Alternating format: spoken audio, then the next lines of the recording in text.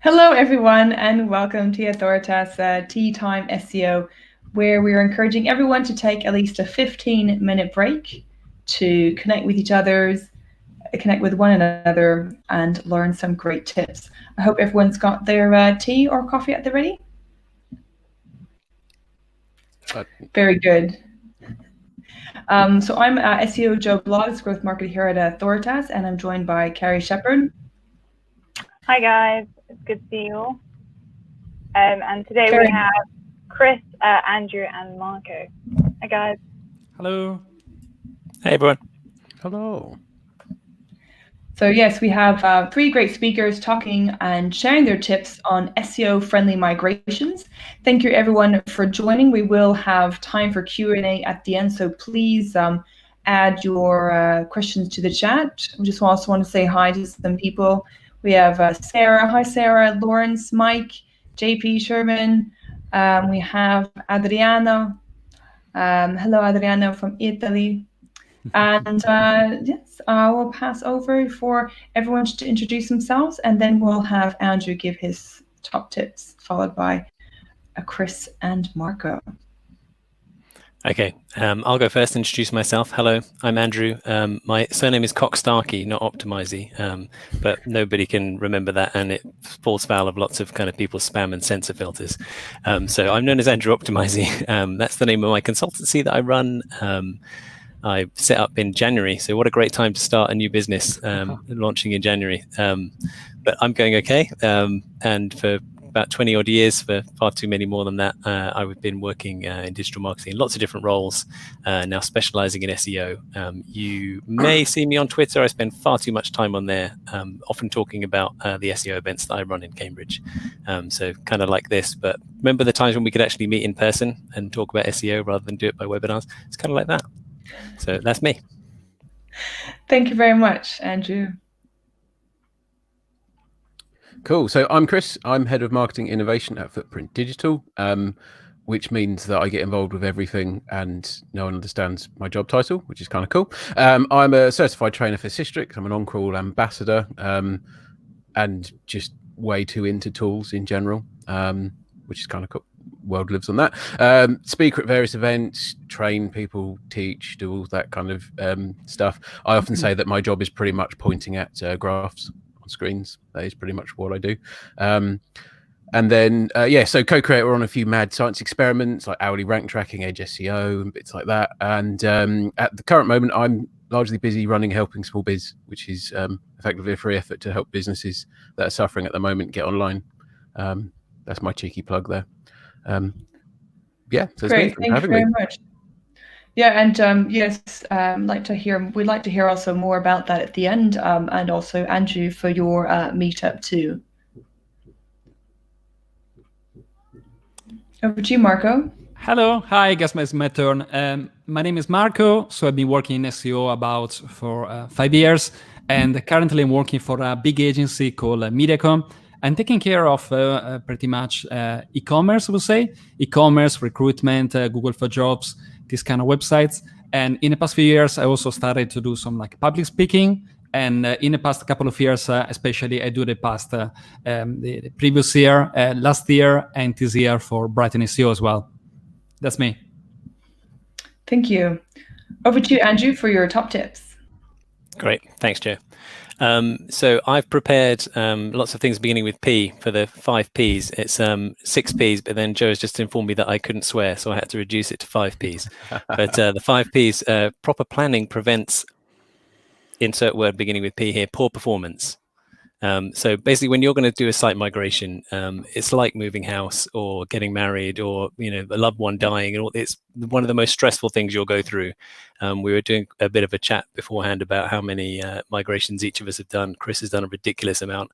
I can't believe he's not completely grey. Doing site migrations is hard. So if you're building up to doing a site migration, plan everything. Checklists are your friend. I mean, people take the mickey out of me because I write checklists for literally everything, just lists and lists and lists with little tick boxes and all this kind of stuff. One of those might save your life when you're planning site migrations. some of the things, so I wanted to think about and talk about some of the site migrations I've been through recently, but it's just a checklist will help you stop embarrassing yourself. Like you'll miss things, really obvious things, like when people do site migrations, they plan it all lovely, great, and everything's work, and they forget to put the tracking code on. So Google Analytics, they look at it after the site and they're, oh, how did our site migration go? And nobody knows because they forgot to put the tracking code on. It's like, oh, we forgot the tracking. So a little checklist for things like that. Make sure you don't miss really obvious things.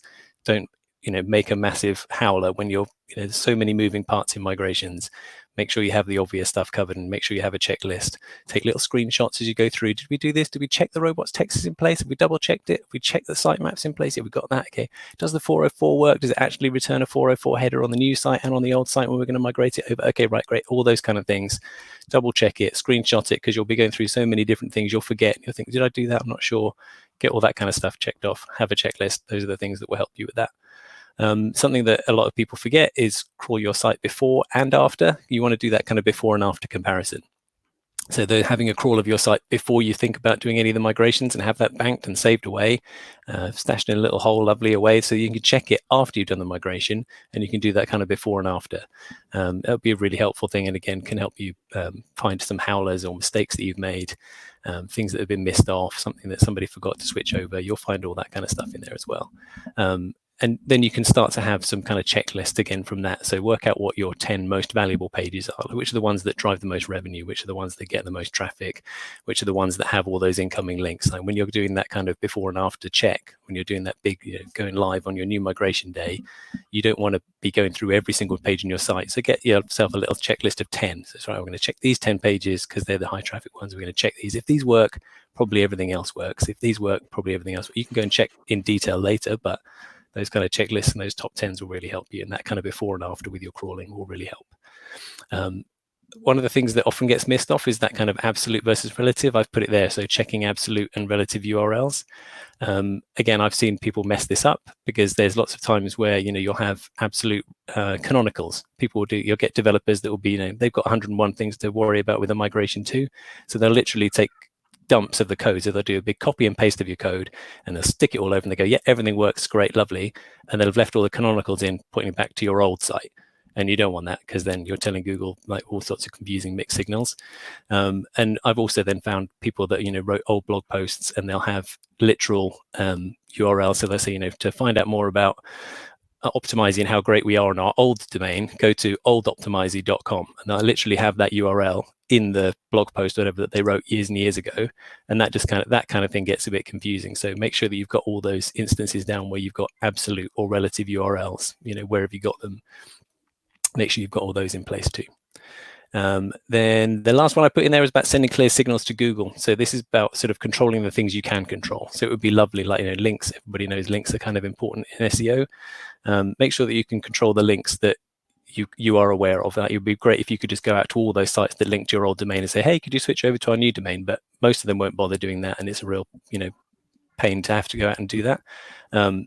But if you can control the ones that you can control, so there'll be lots of sites, again, that I've worked on in the past where they go, oh yeah, we migrated, 3 months ago and we can't understand why Google's not picking it up. And you look at their social media profiles and all their social media profiles point to their old domain. And you look at their Google My Business listing and it points to their old domain. And you look at all their directory listings and all the things they've got in Yell or Hotfrog or wherever else it is they've got all these listings, and they're all pointing to their old domain. And it's like, well, why haven't you changed those over? You're sending really confusing signals to Google. If these are things that you as a business control, and you're saying, hey, Google, this is us on one site, and also Google, this is us on, you're not sending a clear signal there. So make it really clear to Google, like, right, this is us, we've moved, now we were here, now we're on this site instead. Make sure you can control all those things too. I don't want to go over my time because I'm aware that Joe's got the big, powerful all mute button. So there's a couple of quick things I wanted to drop in for some bonus tracks. So a friend of mine, Simon Cox, very smart SEO, wrote a really cool Google Data Studio thing that you can use. So if you Google Simon Cox, Google Data Studio migration, he wrote a really cool little Data Studio thing that you can, if you're switching over from one site to another, so you can put those things in and track as Google picks up one site migrating to another. And a chap called Jeff Luella wrote a really cool API in the Google Sheet thing. So he's Tech SEO, thetechseo.com. If you find on his site, he's got a really cool thing where you can put in your old domain, and it uses the Wayback Machine to kind of crawl and pick out all the broken links from your old domains. and it will show up and it does a little status checker and goes, well, this one doesn't work, this is 404, this one's 301ing, this one's 301ing to a 404. It's an absolute lifesaver and save you loads of times if you're trying to pick out a migration that's gone wrong. That's me done. Great. Well, that's perfect. You have loads of tips. Thank you. And hello to Claire that's joined, Sarah, Armando as well. And I'll pass over now to Chris, who will be giving us through some different tips from his experience of how many site migrations was it, Chris? 1 or 2, well over 100 migrations of some kind. So soft touch, live touch, HTTPS server, etc. Yes, I still have hair. It is mine. We did joking say it was a wig, but it's not. So anyway, cool. Thank you, Joe. Yeah, so my top tips. So I've actually avoided going into the super technical ones. And actually, one of the things that really I found differentiated a good migration and a bad migration wasn't actually the best knowledge necessarily or being the best kind of technical SEO in that.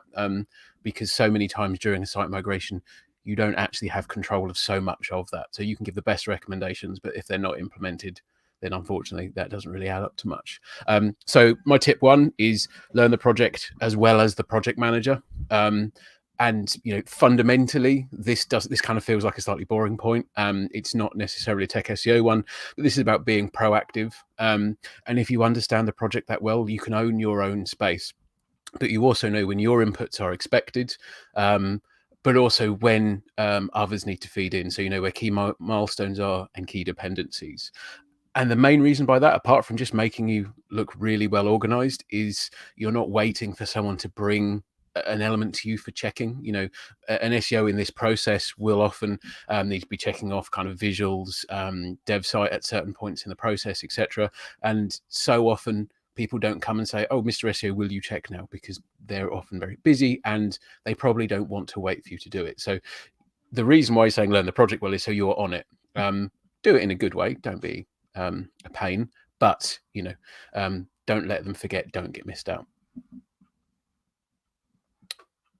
Cool. So the next one, and again, this is a bit of a curveball maybe, is I found the biggest variable in the site migration process is often the organization size, not the CMS that's selected. So a lot of people get very passionate about certain platforms, and in the early stage of any project, people go for WordPress, don't go for WordPress, and it gets very kind of heated. However, I found that with the right development team and the right kind of project management, the CMS doesn't really make much difference. What has a bigger impact is the organizational size and the lines of communication, number of stakeholders, etc. So obviously the key one, more stakeholders equals more opinions, and opinions are just not actually that helpful during the site build process, because inevitably your recommendations get watered down, and then people, there's more chance that your milestones and your timelines are going to get really shrunk. So what I would say is, if you can, and this is not always an easy thing to do, depends when you've been brought into the process, is spend more time better briefing the CMO rather than worrying about your CMS. And I didn't just say that because it kind of sounds a bit overly convenient, but it really is quite useful if you can get in there right at the start and just get the CMO on your side and get them bought into what it is that you're doing. Cool. And then the final one, this is probably the biggest one, and actually you can kind of take this out of the site migration process and apply it to anything that we do, and it's set expectations early. And I can't stress that one enough, because throughout the planning stages of a site migration, you have project stakeholders. You have to make them aware of the impact of their decisions in those early stages. So when you're reviewing sitemaps, when you're reviewing target key terms, the extent of the 301 redirect mapping, content migration, all of these elements are going to severely impact what happens post migration. So, if you let all third parties and make them aware as soon as possible of your requirements, you can give them opportunity to raise issues at the start. So, for example, ask them about what is the framework they're building the website. Are they going to be using kind of JavaScript, or are they just going to be running straight, HTML, or what is the functionality? What are your requirements? Don't mention, oh, by the way, we can't launch this because it doesn't have the schema that we want, or none of the content will be indexable, because you may be totally right, but there's very little time that you can actually, help yourself on that.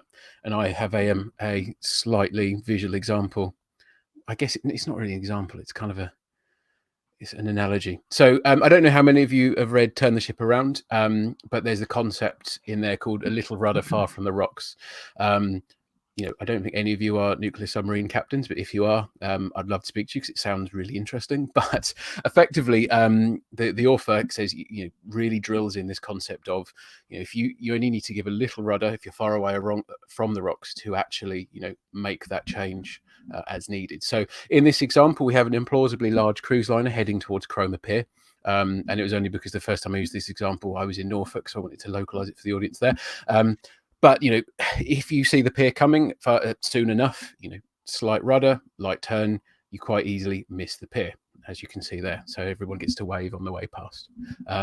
Now, if you get close to the pier, i.e. closer to that deadline, and then you realize that there's a problem, well, you're limited as to what your solutions are, or your, not your solutions, but how you can manage that process. So first one is you try and steer.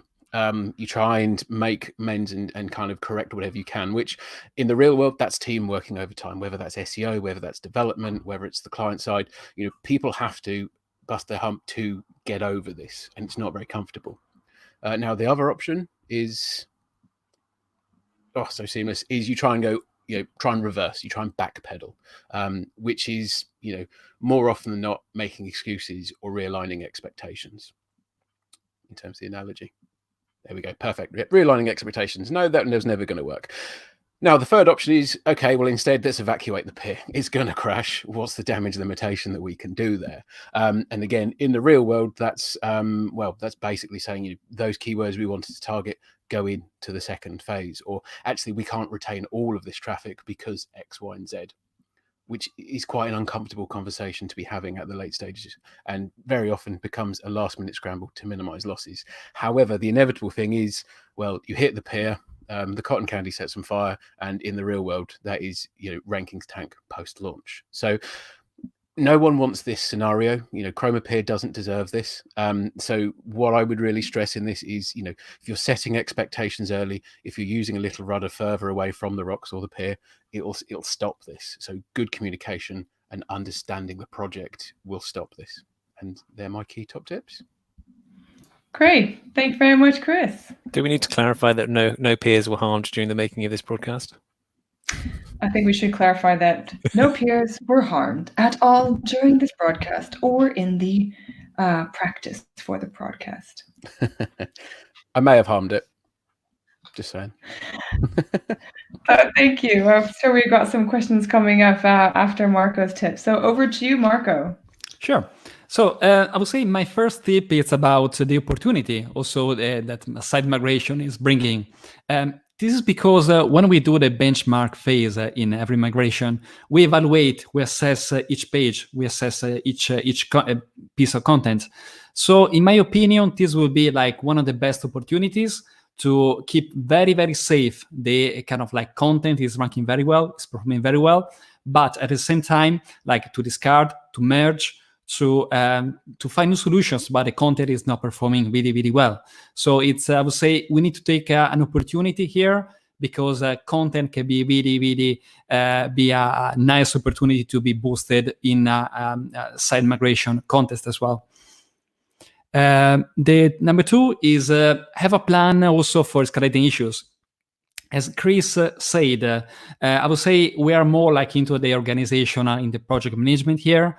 But in my opinion, probably one of the best tips is about really find that point of contact, that person which is going to be always available to make damage control, to really help you if there is any issue. Talking about person like in the development team, person in the marketing team, which is going to be really, really helpful if anything is really coming up. Is the second tip. The third one is about PPC. So we're getting a bit out of the SEO context. But in my opinion, also, we know that from migration from the first web, for example, we're talking about replatforming. There is always a gap for Google to pick all the changes when site migration is happening. So it's probably a good idea to plan in advance a PPC contingency budget. You can ask your PPC team to push on existing bids for existing keywords or create separate keywords. You can extract, for example, the keywords, the organic keywords, which are performing very well from an e-commerce, from a revenue perspective. And this is going to be really, really helpful, especially if you got this gap, which can last from 2 days to even for a week or even 2 weeks. So this one is another thing to consider. Fourth and last tip is try also with working together with the business, try to find the best time to launch the site migration. What does it mean? For example, if you make lots of revenue at Christmas, try to plan very much in advance. We're talking about September or October. And obviously, if we're talking about the day of the week, try to plan as much as possible for Monday and Tuesday. I've already seen in my experience a site migration launch on a Friday that really, really didn't go well because we had to do overtime. Some people had to work on a Saturday. So no migration is absolutely flawless. So try to plan in advance and try to plan. If there is any delay, try to make time if you can. Great, thank you very much, Marco. Loads of tips there. So, as I said, we have a Q&A. We've got lots of people joined. Hello, Christina. She's joined. Azim Digital, logged in as Azim Digital. If you guys have any questions, let us know. I think there is a lot of comments. It's great. Can I ask a question while you're finding them? Yes. Does Earl Grey and chocolate hobnobs really go together? I don't really like Earl Grey, so I can't really say that. But on the other hand, chocolate hobnobs go with everything. I like them both. I mean, I'm willing to try. I just saw that in the live chat right at the start. So Andrew looked petrified that I was going to ask an actual question then. Oh, loads of comments there. Let me just bring all of us back to the chat. So we can also follow up with you on your Twitter handles, Optimisey, Chris Green 87, and Marco Bonomo SEO if we have any other questions. Okay, great. So I think we've got one in the chat. Okay, so even if you get everything executed perfectly in your migration, should you still expect a small percentage drop in organic visibility? Who's going to say it depends? Go on. You have to ring the bell. It varies. Could we say that?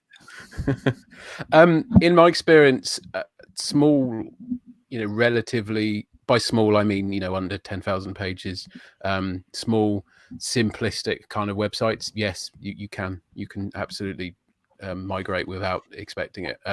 But coming back to what Marco said, setting expectations early and planning for what happens if it doesn't work, i.e. if someone does mess something up in the latter stages, that's worth it. But no, I'm not a fan of the expect to lose 10 to 15% of organic traffic because you're migrated, especially if you're a large retailer. That's a lot of traffic, and that doesn't have to happen, because it lets project teams get sloppy if that's the expectation. In my experience, there's definitely flux. Google tends to, when you move around, then Google tends to seem to have a bit of a slightly random element to things sometimes. Like I've seen migrations, where it switches over from one to the other and it goes beautifully seamlessly, and one traffic for the old site goes down perfectly as the other site comes up, and it's all wonderful and everybody pats each other on the back. And I've seen other migrations where everything seems to be done rightly, but it seems to take weeks and weeks and weeks and weeks, and you're kind of sitting there thinking, why is Google still crawling the old one? And it's painful and annoying, and everybody's looking at the SEO people going like, you guys said that this would be fine, what's going on? And it just takes time sometimes. But that kind of flux, you shouldn't be losing traffic, particularly massive amounts in there along the way. You should be getting it to one site or the other. Even if Google is showing stuff in the search results that links to your old site, if you got the redirects working properly, then they should be ending up on a new site anyway. So you shouldn't be losing, hemorrhaging money in traffic. You should be, if you do a migration properly, then you'll see some flux and some bump in the road. And like, Chris and Marco have covered, you want to kind of prepare your C-suite and executives and that kind of stuff for that flux, but you shouldn't be, saying, oh, well, we're going to migrate and that's going to wipe 20% off our traffic. So what about Friday afternoons? You've seen some Fridays Don't do it. being mentioned here. Nope. That just no. Marco, do you want to take that one? That was your one, wasn't it? Yeah. I had this experience, and to be honest, first and last. Yeah. Does that mean that next time you're just going to just walk out? Is that going to be it? Yeah, coming back to this question, I would say that probably it's probably just a matter of time. As Andrew said, that if you do things right, probably you got not much to worry. So it's even if you got a retroactive migration, there is always a way, pretty much always a way to fix things, because it's just a matter of how good you are at picking the right pages and all the right, how you deal with the projects, the team, and the CMS and everything. Okay, great. Actually, Michael asks Andrew, Michael Chidzi, if you could tweet the Google Data Studio with a Wayback Machine post. So I stuck them in the chat on YouTube just now, but yeah, absolutely. I'll stick them on Twitter afterwards as well. And I can tag the appropriate authors properly too, so they get the credit.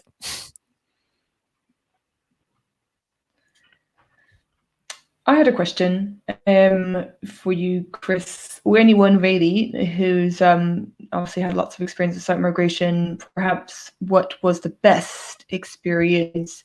And in terms of best, you can say it was like no visibility or no, I don't know, bad indexing. But what was the best?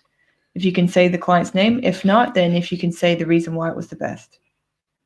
So the best one I've ever had is well, it was a couple of years back. It was, I don't know if I can say the client's name actually, so I'll assume that I can't for the moment. But basically that was well, it was a mess when we approached it. And actually I'll prefix that with saying any site migrations that I've done that have gone really well have been on sites that are currently kind of poor. My least favorite migrations are when you come to a website that's actually ranking really well and performing really well, because, well, putting it simply, you have more to lose.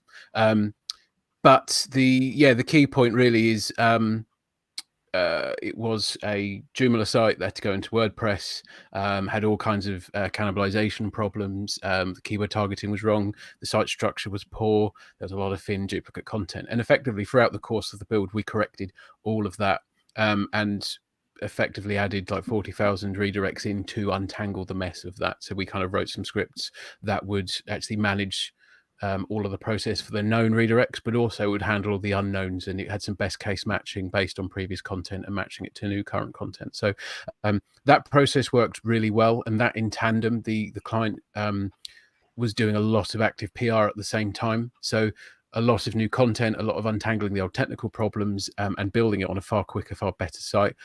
Their visibility was pretty much up sort of 150 to 200% each year for the following like 3 years. And they're still flying pretty high now. I encountered them. Their marketing manager approached me at Brighton SEO about 5 years ago, and they're still flying. So that's unequivocally the best one I've ever worked on. Should I tell you about one that didn't go so well, just as a counterpoint? Again, sure. I won't mention the names, but I had a client who was at the top of their niche for the kind of money terms, and within 2.5 weeks of migrating, they tanked out and dropped to page 2. And I've never looked so hard for a source of a problem in my life. You know, we went into log files, we checked and double checked all of the 301s, we went through all of the 404 logging, we were looking at who was hitting the website, where they were going. The content was identical, and in the other situations we'd added more into new places, and we just couldn't work it out. We had to chalk that one down to, you know, potentially something else happening previously, you know, to their link graph, or, you know, potentially an algorithm change. But I mean, myself and 3 or 4 other SEOs checked it. We couldn't see what had happened. But unfortunately, in the client's eyes, that was a botched migration. I've only had one of those to that degree. They are back now 18 months later. And the most recent broad call brought them back. So I'm assuming it would potentially an algorithm hit at the time of migration. But, you know, how can you tell the stakeholders that that's happened, and how can you untangle the two? I don't know. That was fun. I still have hair.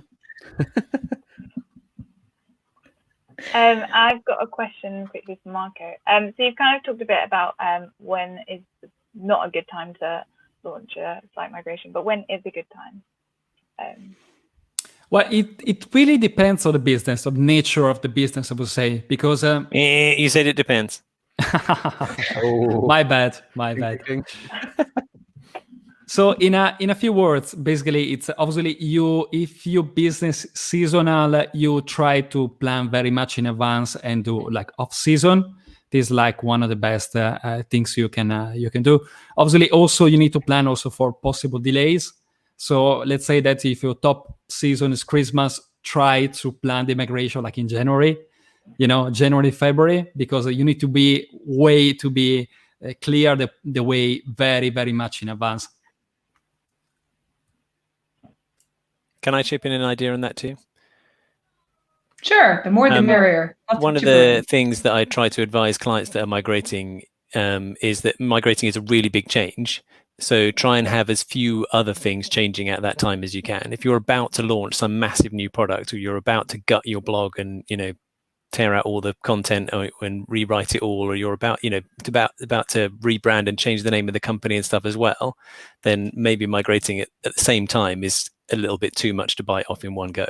If you can kind of chunk those things up and do them at separate times, like obviously business needs and stuff come first, but don't bite off more than you need to unless you really, really need to. Like, migrating is a big deal. Try and have as few moving parts as possible, make your lives and your developers' lives easier. That's great, thank you. Well, thank you very much to our speakers today, Chris, Andrew, and Marco. We will be back tomorrow, the same time, 4 p.m., and we're going to have Pinar Unzal and Laurent Bourrier talk about keyword research and why it is still important.